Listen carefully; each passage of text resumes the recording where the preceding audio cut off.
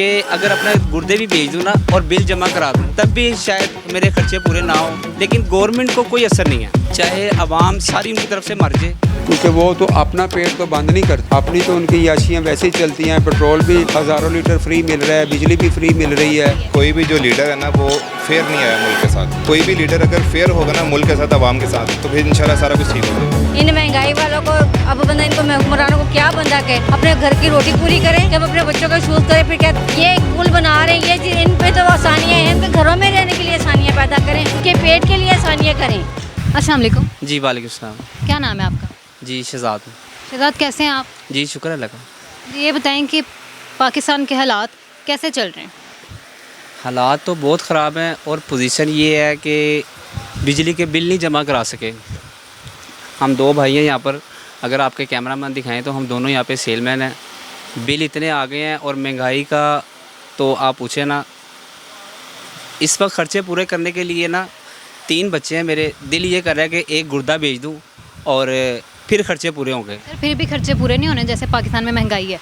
जी जी, मैं बता रहा हूँ आपको कि इस वक्त ये पोजीशन है कि अगर अपने गुर्दे भी बेच दूँ ना और बिल जमा करा दूँ तो तब भी शायद मेरे खर्चे पूरे ना हो, लेकिन गवर्नमेंट को कोई असर नहीं है, चाहे आवाम सारी उनकी तरफ से मर जाए, जो मर्ज़ी हो जाए। मैं ख़ुद बेसिकली नवाज़ शरीफ को लाइक करता हूँ, तो जब नवाज़ शरीफ के ख़िलाफ़ इतना कुछ हुआ, कोई सबूत नहीं निकला, तो इमरान खान साहब आ गए। सोचा था ये कुछ बड़ा अच्छा करेंगे, लेकिन अल्लाह की रहमत से वो उनसे भी ज़्यादा फ्रॉडिये और चोर निकले हैं जो आज जेल में बैठे हुए हैं। फिर उसके बाद शहबाज शरीफ साहब आए, वो भी उनके जो मुआहदे हुए थे वो उनको फॉलो करते हुए कुछ भी नहीं कर सके, वो कुछ कर भी नहीं सकते थे। तो इस वक्त ये हालात हैं कि बस दिल तो ये कर रहा है कि जाकर ना कहीं छलांग लगा दूँ और बच्चों समेत चला जाऊँ। पाकिस्तान में खुदकुशी की शरह भी नाज़रीन ज़्यादा हो चुकी है। जी जी, तंग आ के आप देखें कि रोज़ बरोज़ टीवी अगर आप देखती होंगी, हमारे से ज़्यादा देखती हैं शायद, और इंटरव्यू करती हैं, तो इस वक्त खुदकुशी की शरह इतनी बढ़ गई है।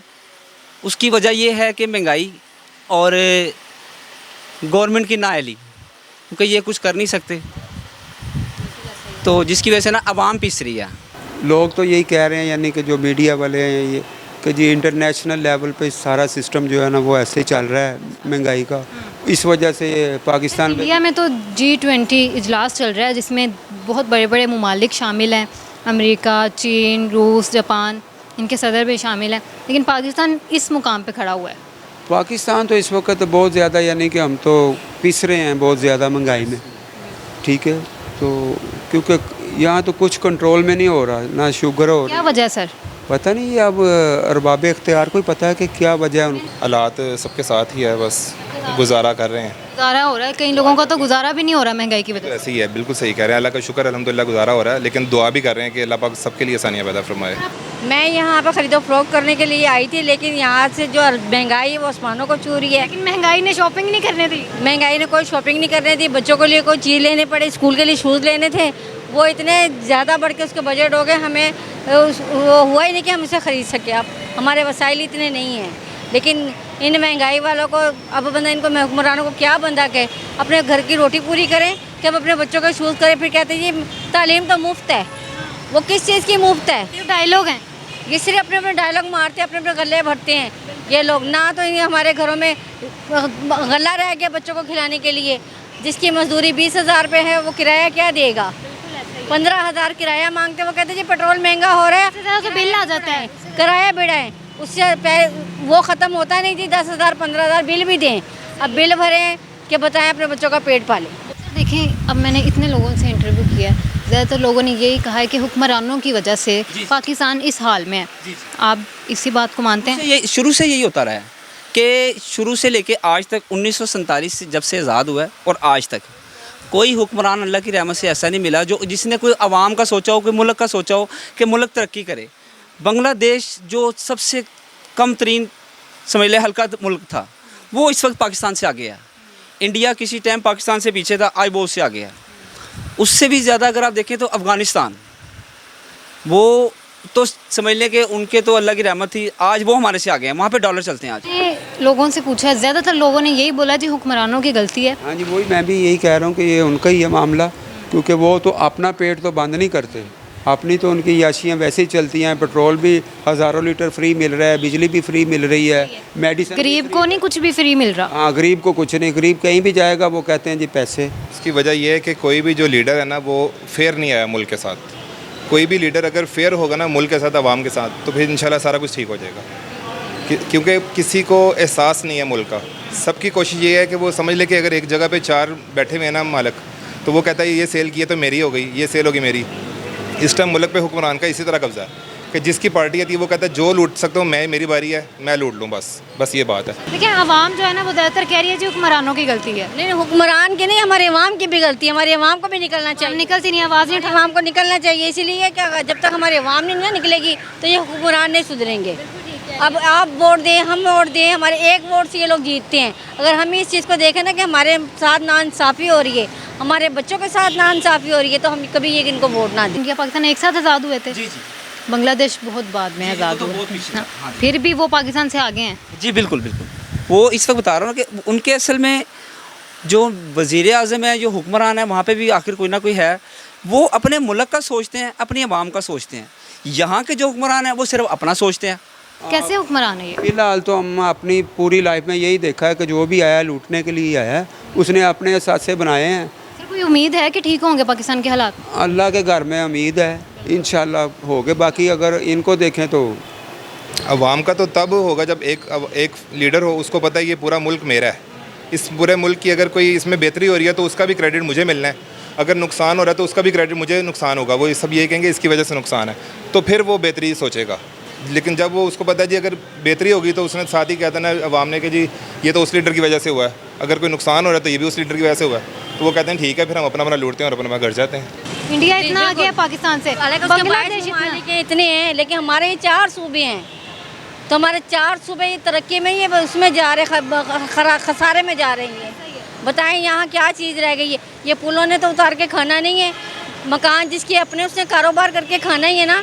ईंटें तो नहीं खानी, घर को तो नहीं देख, कारोबार से घर है, घर से कारोबार नहीं है। तो जो किराए पे दे रहे हैं, रह रहे हैं बेचारे, उनके लिए तो बड़ी मुश्किल है हमारे लिए, क्योंकि हम अपने बच्चों के ख्वाहिशात भी पूरे नहीं कर सकते। कब तक पाकिस्तान में इस तरह से चलता रहेगा? कब ठीक होंगे हमारे हालात? ये अल्लाह की रहमत से क़यामत की सुबह तक नहीं सही होंगे।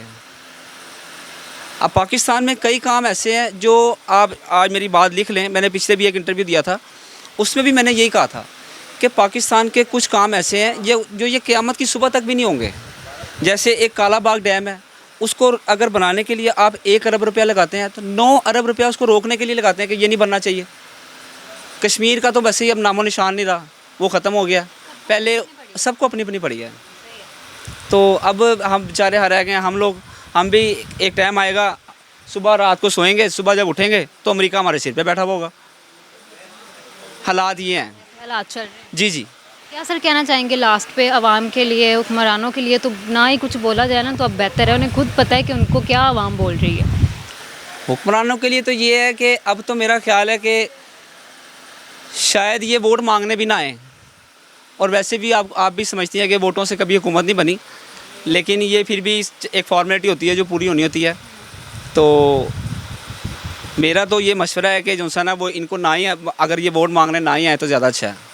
पैगाम सबसे पहले तो हम अल्लाह ताला से दुआ करते हैं कि बेहतरीन अच्छा हुक्मरान हमें मिले हमारे मुल्क के लिए, और जो कि मुसलमान मुल्क है और इस्लामी हमें हुक्मरान मिल जाए तो बहुत अच्छी बात है। कि जो लेके चले दीन को भी साथ, दीन का पढ़ा लिखा हो, हाफिज़ हो, बहुत अच्छी बात है, नमाजी हो, तो इंशाल्लाह सारा कुछ अच्छा हो जाएगा।